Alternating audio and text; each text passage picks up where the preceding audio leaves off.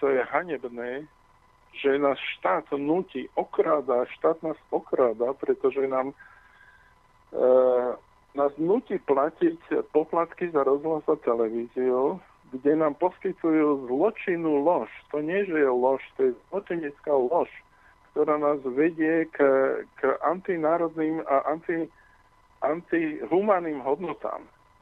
Keď my tu akceptujeme Porošenko si ho pozrie náš prezident a dá mu priestor na tlačovku človeku, ktorý je vojnový zločinec. Fašista! Fašista! Fašista! Fašista! Fašista! Fašista!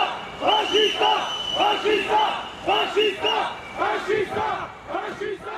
Dínov zahynulo a bolo ranených a zmizlo 45 000 podľa určite neoficiálnej štatistiky ukrajinských vojakov a členov ukrajinskej gardy a vyše 20 000, od 20 do 25 000 ako civilistov a vojakov na strane Novoruska.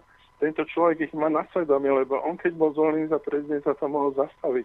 A Slovensko takúto kreatúru, takéhoto fašistu privítá, dá mu akože všetky štátne pocty a dá mu priestor na tlačovú konferenciu.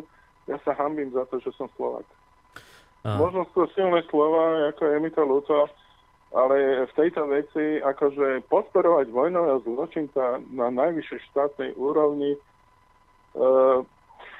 neviem. Ja keby som bol prezident a uvedomil si túto realitu, ja mám toľko cti v sebe, že odstúpim, lebo toto je akože tak strašný prešľap voči národu, ktorý by národ, určite to národ bude pamätať.